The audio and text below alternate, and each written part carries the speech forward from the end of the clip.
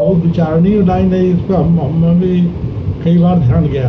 हाँ कि कई लक्ष्मण जी के लिए लिखा है। हाँ कि कई पुन मिले हाँ और मन कर क्षोभ न जाए। तो मन में क्षोभ ये नहीं था कि उन्होंने हमको वन भेज दिया था। हाँ हमें जो समझ में आता है मन में क्षोभ ये था कि हमने इनके लिए बड़े अपशब्द कहे, हमने इनके लिए हम बड़े बुरे विचार व्यक्त किए। हाँ और इनकी कोई गलती नहीं थी, तो प्रभु लीला कर रहे थे, उनकी लीला में शामिल था। हाँ उनको जाना ही था। हाँ हमने नर लीला हो रही थी उसमें हमने इनको क्यों, लेकिन तो ये तो भैया खाली निमित्त थी। तो जैसे लीला तो ये बात समझ पाए ना, हो तो रहा है सब प्रभु की इच्छा थी।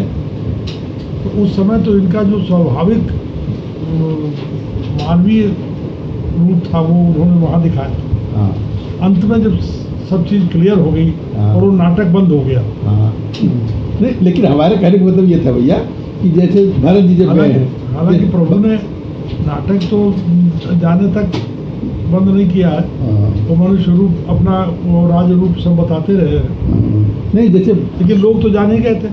तो लोग तो पहले जान गए थे, वशिष्ठ जी पहले जान रहे थे, कौशल्या जी पहले जान रही थी, कौशल्या जी भी पहले जान रही वो जो कहते रहे भरत जी आए तो उन्होंने सबसे पहले उन्हीं से पूछा।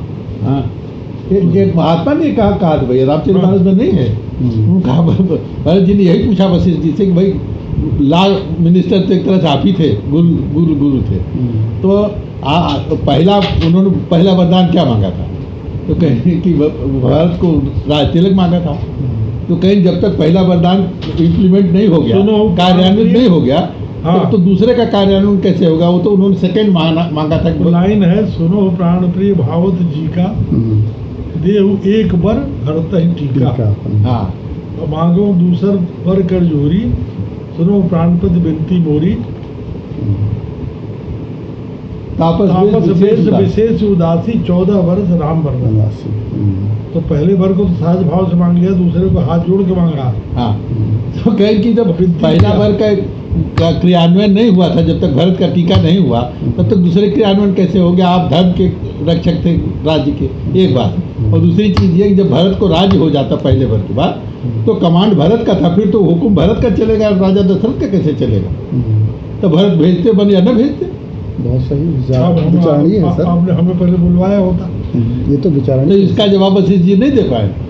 तो उसमें उसको तुलसीदास जी ने मेंशन किया है, वशिष्ठ जी ने उनसे कहा है कि उसी पे कहा है कि वो रामायण में भरत भावी प्रबल। हाँ सुनो भरत भावी प्रबल, बिलख कहो मुनिनाथ, और हान लाभ जीवन मरण यश जस विधिया। ये तो तब कहा है जब भरत जी वापस आ जाते हैं। तो वापस और उनके शरीर का वापस आके ही तो पूछ रहे हैं। लेकिन वो रामचरितमानस में प्रश्न तो नहीं लिखा। हाँ प्रश्न नहीं लिखा, लेकिन उत्तर है उसमें। नहीं सर सुनो, भारत भाई तब कब की बात है जब ये पूरा उनके शरीर को सब उनके वेदों के अनुसार काम कर देते हैं, और उसके बाद में जब बैठक होती है तब ये कहे हुए हैं। हाँ उस समय प्रसन्न तो वही तो है, सुनो भरत भावी प्रबल।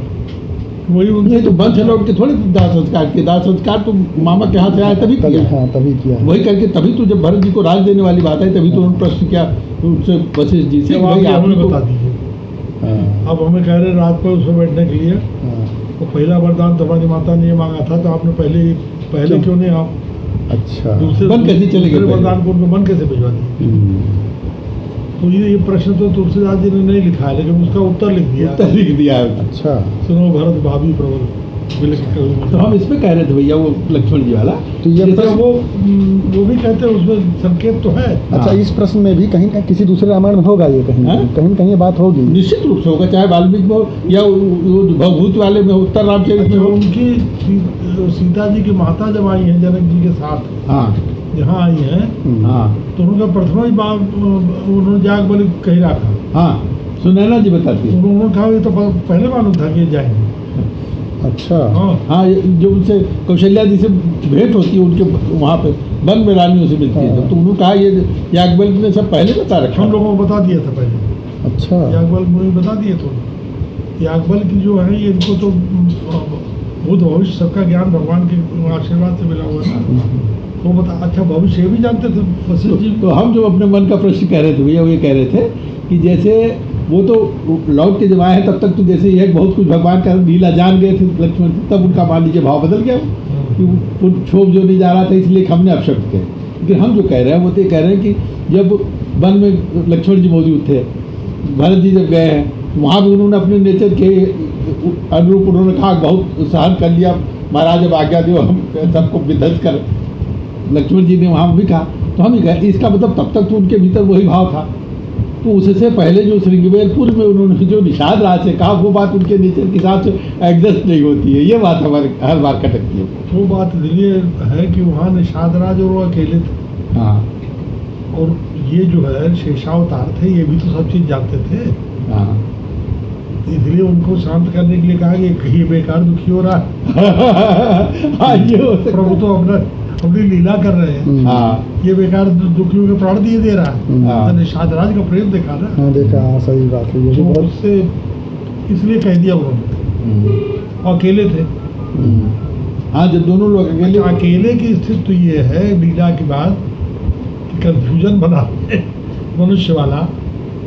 और आप ये देखिए कि छोटे भाई बड़े भाई वाली बात आती है।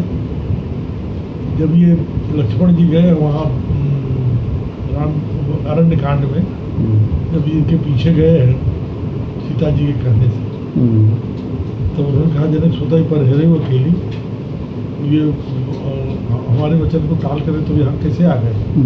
हम प्रश्न किया उन्होंने, तो उन्होंने बताया कि ऐसा ऐसा था। तो उन्होंने कहा मुझे अब लगता है कि अब सीता आश्रम में नहीं, वहाँ से वहाँ आश्रम में आ गए। तो आश्रम में आने के बाद जब उन्होंने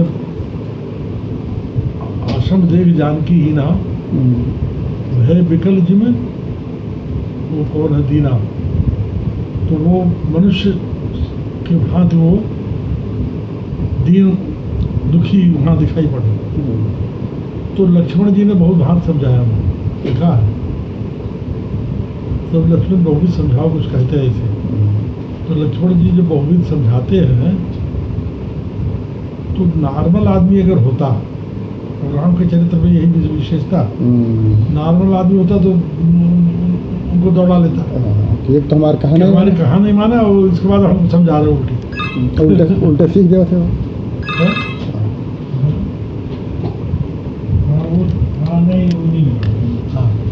तो वो कहने बजाय उन्होंने क्या किया जानते हैं, बाहर निकला है कुटिया से। तो कुटिया के भीतर तो प्राइवेसी थी, तो लक्ष्मण जी समझा रहे थे आप क्या कहते ये सब कर रहे हैं, और करने क्या जरूरत है, क्या रो रहे हैं, बहुविध समझाओ, क्या क्या समझाया वो नहीं दिखा। तो वहाँ समझाने पर रिएक्ट नहीं किया। रिएक्शन क्या था, एक हंगमृग है मधुकर शैली बाहर आ गए। अब बाहर जब आ गए तो लक्ष्मण जी ने समझाना बंद कर दिया, क्योंकि किस वेश में कहाँ कौन राक्षस छिपा खड़ा हो भेद लेने के लिए। तो अब अगर हम इसे कहें कि आप तो भगवान हैं, आप तो सब शक्तिमान हैं और आप काहे को रो रहे हैं, तब लक्ष्मण जी नहीं समझा, वहाँ समझाना बंद हो गया। ये नर लीला को मेंटेन करने के लिए तो पूरी कवायद थी, और वो उस कवायद में यहाँ तक था कि वो जब लक्ष्मण जी गए वन में फूल लेने के लिए सीता जी को, तब उन्होंने उनके समर्पित किया अग्नि देवता के, कहा कि अब मैं अब कुछ आगे नर लीला होने वाली है, तुम पावक मां करो निवासा।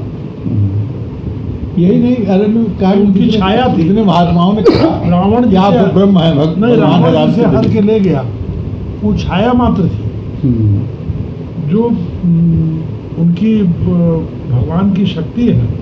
सीता जी उनको तो हाथ लगाते भस्म हो जाता, वो उठा के अपने रथ पर कैसे बैठा लिया। तो छाया सीता थी, वो असली सीता नहीं थी। अब वो नरलीला तुम वाली बात जो कह रहे भैया, वो तो ऐसी थी कि तमाम ऋषि मुनि जो ऐसे हो गए थे, अंतर्यामी हो गए थे, पहुंचे हुए हो गए थे, वो तो जान ही रहे थे कि राम है। और जब ऋषि मुनि ने कहा भी वहाँ पे कि आप ब्रह्म हैं, ईश्वर है, तो वो जो भी कहते थे उनसे कहते थे कि आपकी महत्ता है कि हमको ऐसा कह रहे हैं। हाँ, तो ये नरलीला की हालत, वो नहीं करते थे, हाँ, न नकारते थे न हाँ कहते थे ये तो आपकी महत्ता है। मतलब जैसे इसको तो एक और पैसे के रूप में तुलसीदास जी ने लिखा ना, हाँ। तुलसीदास जी ने भाव बनाया, लेकिन वो कितना सटीक बनाए, राम की जगह पे राम बन गए। हैं? तुलसीदास जी राम की जगह पे राम बन गए। सोचिए आप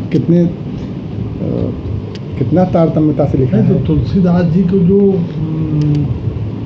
दिव्य शक्ति प्राप्त हुई वो तो भगवान शंकर से हुई, क्योंकि वो उस चीज को अपना तो सारा जीवन चरित्र छिपाए हुए हैं। राम को गुलाम राम बोला राखे, राम वो तो नाम राम बोला राखे राम, ये तो किसी और कविता में कह दिया, कवितावली में कहा में भगवान जाने, वो ध्यान नहीं, लेकिन इतना याद है कि गुरु ने राम बोला राम रख दिया था, ये उन्होंने कहा। तुलसी का नाम पड़ा पता ही नहीं, ये कहीं कहीं वैसे कह दिया कि वो दास कृपा भय भांगते तुलसी तुलसीदास।